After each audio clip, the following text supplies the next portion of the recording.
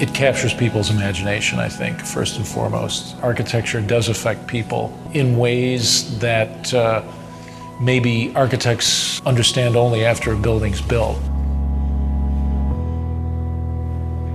People perceive architecture as simply being an object or a vessel within which people are housed. And that's clearly not what our sense of architecture is. What the hell is an architect? What does an architect do? You know, what is the difference between an architect and a builder?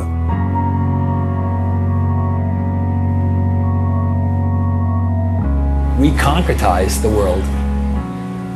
We take human activities and we make manifest the physical structures that accommodate all manner of human activity.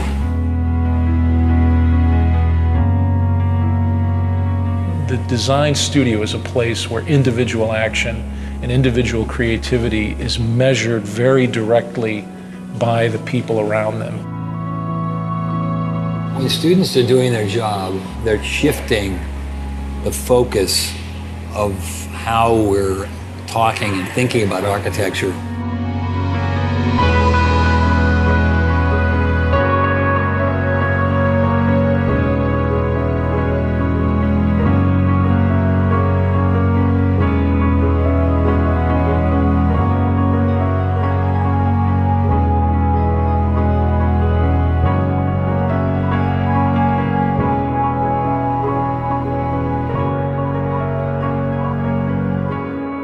Before you kind of come to architecture school, you sort of have this idea about objects and things like that, and then once you get here, it becomes all about space and all about occupation. People sort of see a lot, architecture sort of sculpturally, and there's a point at which you stop dealing with objects, sort of things to stare at, and you start dealing with occupation. I have a lot of friends who find it really hard to understand my schedule here and how we function here and being here at strange hours of the day and working environment and what studio space is like. And the way of working too, yeah. That's really important. Yeah, so, absolutely. And also the idea of being critiqued. Being critiqued is it's a foreign concept really, to a really business student. Concept. Yeah. The design studio is a place where students have to perform on their own. They have to create something from their own imagination. They have to create something in response to a set of problems that are either given to them or they have to even invent the problem.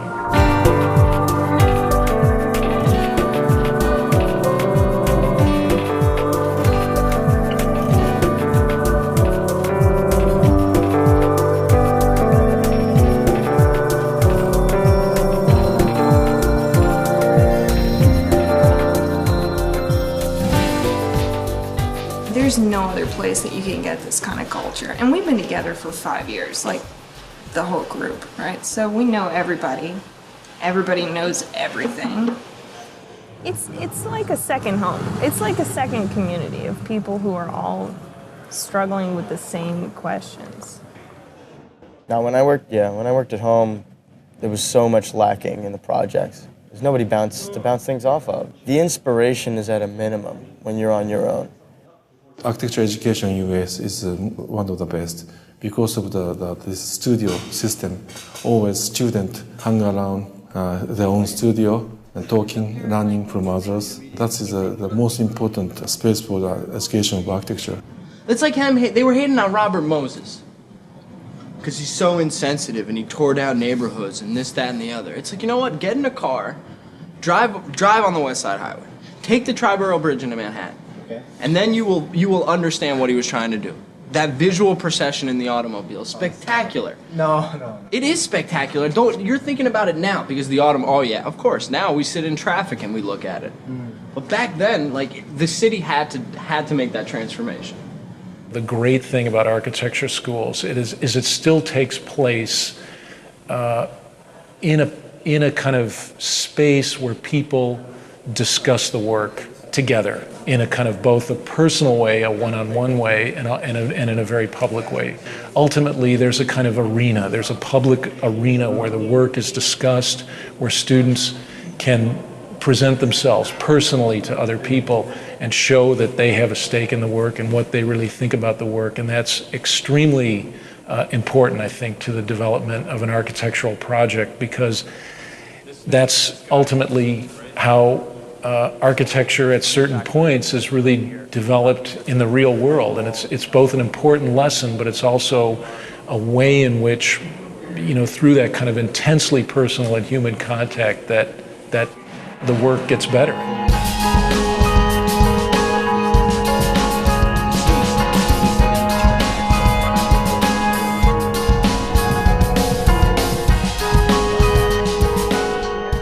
I think a lot of the culture of studio happens at the most random times, like the most random hours. I hope that, yes. I think the humor adds another level of energy, you know, that you can bring. So you got moments where, you know, we're all like joking around and yeah, we're doing the work and we're joking and we're vibing and whatever. Some guy will come in here like, well, you know, that's why you guys don't get any work done because you're always doing the shit. And you're like, the f you. Go and do your project then and, like, you know, live in your little world by yourself. Because the humor brings the interaction and the interaction brings the energy, and the energy, you know, creates an output between everybody, you know, that we can all feed off of. Don't forget, D. The boss. Everyone stays late, everyone's hanging out and smoking cigarettes and drinking a lot of coffee and not really necessarily at your desk drawing or whatever.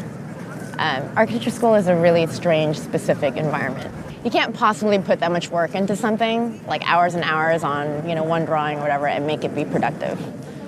You know, you could tell an architect that it's due tomorrow and they'll put in the 12 hours and it might actually look the same as if they spent a whole week on it, you know?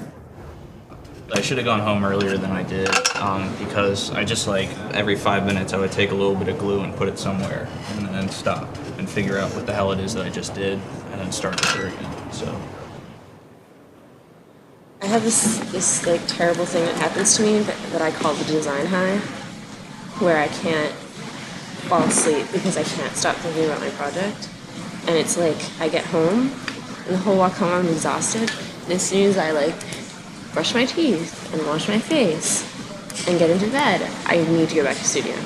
Your health is kind of put on hold to make room for your ideas. Architects are masochists in some ways. You're in there to all hours of the night. You're cutting yourself at 3 o'clock in the morning. You're rushing to the hospital to get stitched. I mean, you're putting these models together that you're tearing apart and then putting them together again. And then you're going through this iterative process of evaluation that is incredibly personal, but yet also very public. And you're constantly putting yourself on display, opening yourself up to attack and criticism. I mean, it's intense. Why would you subject yourself to that and put yourself through that if you didn't love it?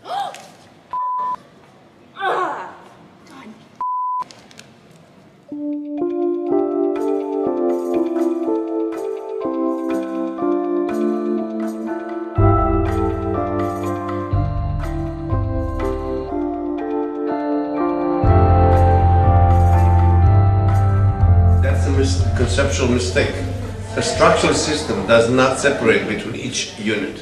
Usually the span of structure encompasses 3 or 4 units, or maybe more. Well, I understand, but I don't see why that has to necessarily be the case, especially It necessarily be this case. It has to be this case. I understand that I don't have to, but I think it's important for the, you know, It's for wrong. the resolution. It's fine. It's wrong. Of the, Why is it wrong? Tell us why it's wrong. Economically.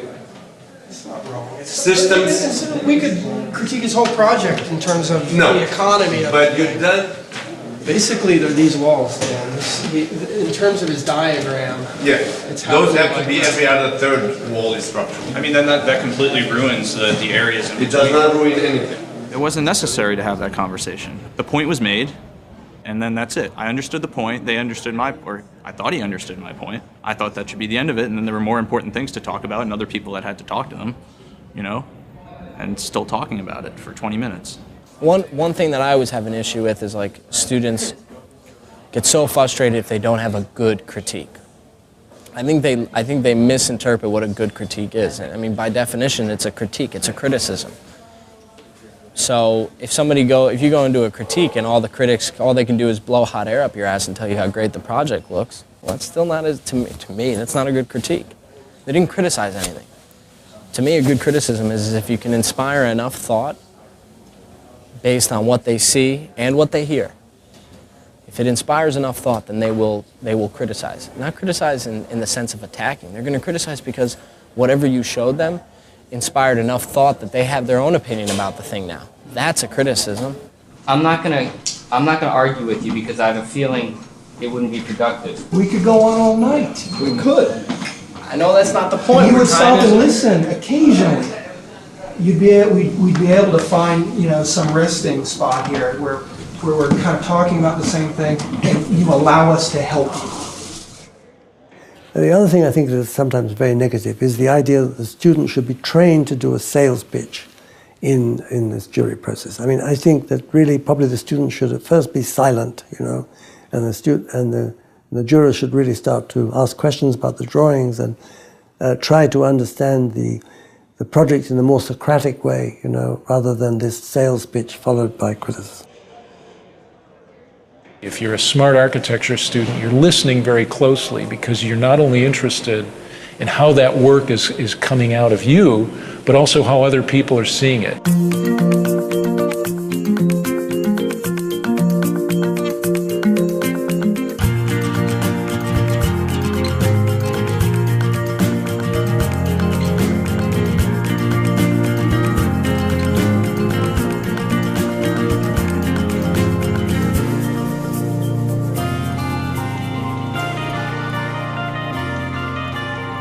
The best architects, in my view, are the ones who bring a coherent view of the world to design. Those are the folks that become the best architects in the sense that they're the ones that progress the profession, innovate, create new ideas.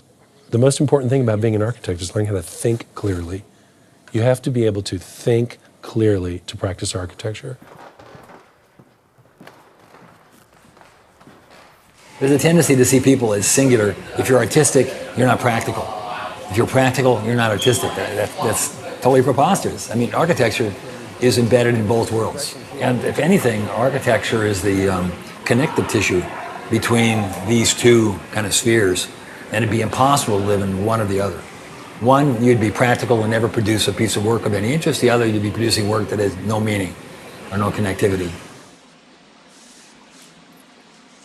I think design requires a certain kind of smartness that holds those schizophrenic views simultaneously in one's thinking. Even as a young person, you know whether you can do that. And as you mature, it's quite rewarding to have those opposing views in your mind at all times.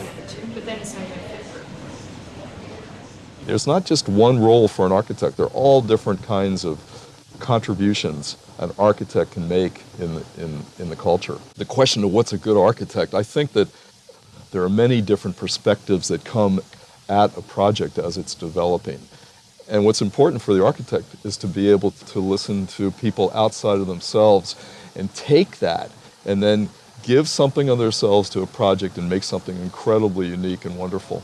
It has to be a person who's really willing to learn in a way that architects need to learn, which is they need to learn something every day for the rest of their lives. You've got to be, in a sense, kind of driven by that, in a sense, kind of inner force. But I think you also have to have the ability to kind of work through something and to be able to look at particular problems and be able to kind of listen and learn and examine with great patience some of those questions. So again, it's a kind of left brain, right brain kind of dichotomy that is, constantly, those demands are constantly placed on you as an architect.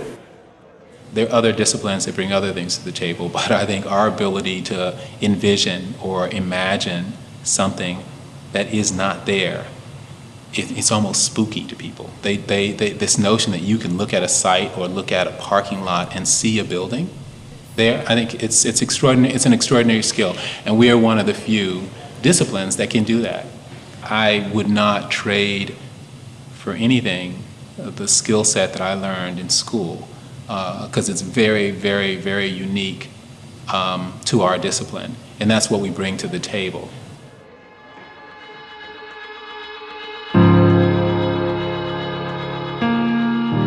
I don't believe schools of architecture, either historically or today, have particularly prepared young architects for the realities of architectural practice. Again, referring to this notion of a safe space where one can fail, where one can push the envelope in a sense. I think the academy always needs to be that. In a certain sense, you're a bit freer of the constraints of the real world.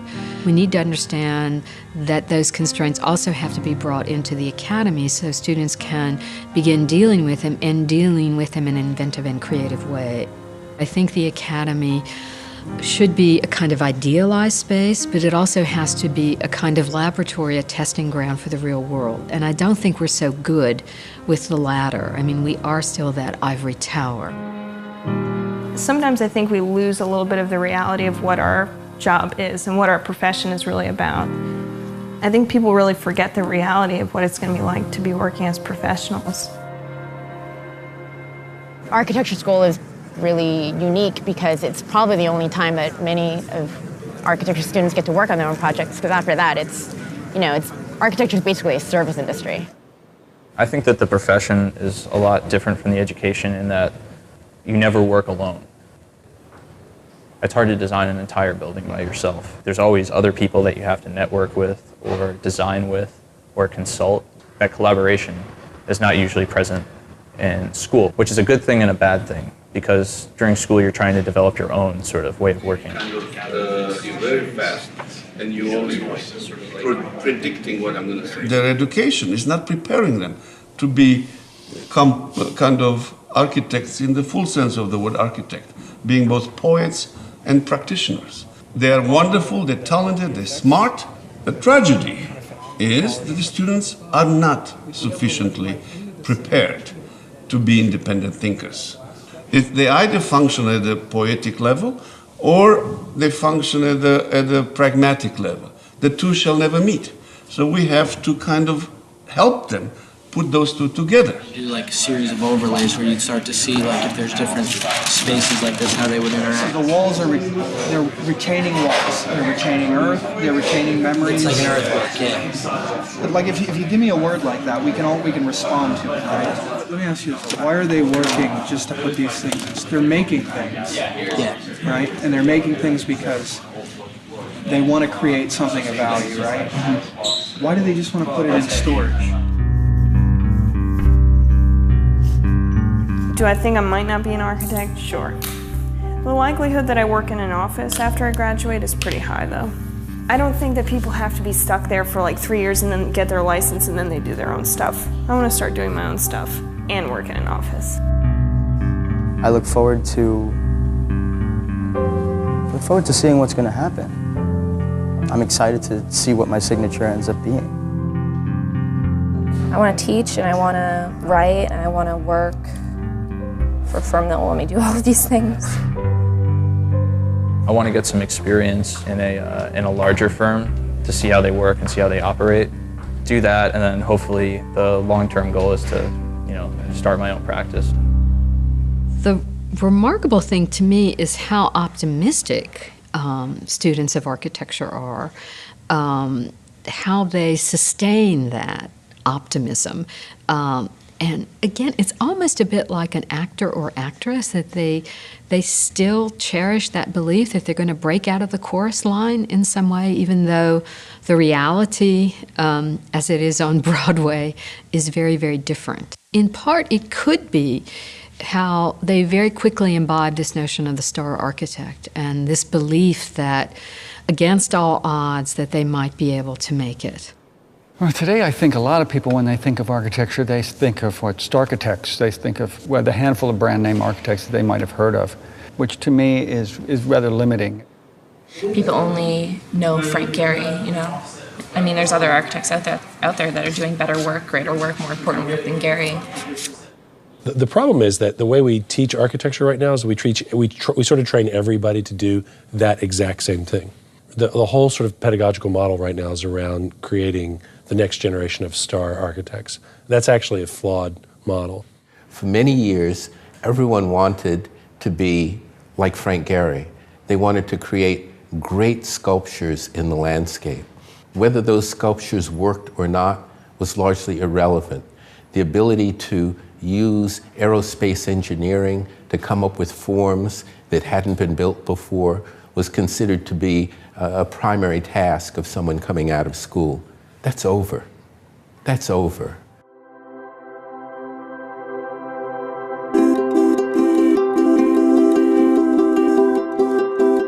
I would argue that this current generation of beginning students of architecture have the capacity to reshape a world like we've never seen before.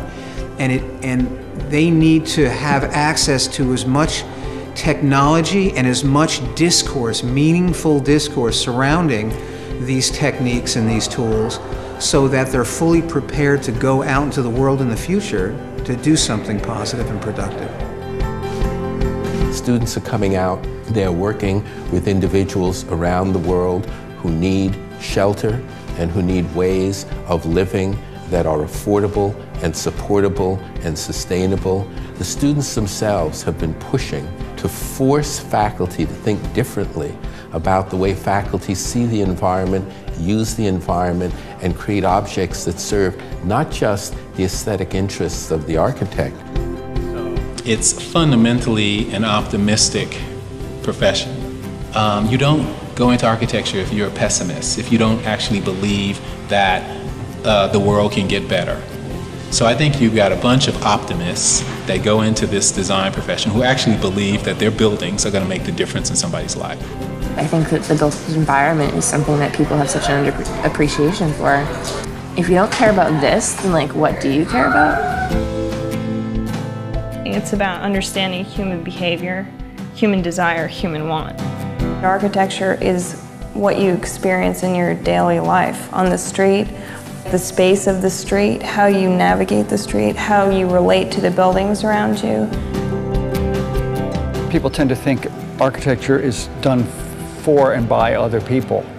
It's also done by you if you decide to maybe put a new window in your house or change the traffic flow in your house or your office. At architecture school, you got the freedom to, you don't like something, do something about it. That's what they told you for 5 years. Do something about it. Doesn't matter what, just do something about it. The school is kind of about a way of thinking, and what you're going to do in architecture school is not what you think it's going to be, you know? That you're not going to go in there and be designing colonial homes and things like that. We don't just need shelter, we need atmosphere, and we need to be inspired. I think one of the most important things you can take from this school is not to lose your ambition. It's not just, 4 walls and a roof. There's more into it. There's like a life to it that I think we get here, and we should really take with us everywhere you go. You're gonna come to architecture school. I hope you understand the creative process. I hope you understand the transformation that your mind and body and psyche is gonna go through. Because there is nothing absolute about this.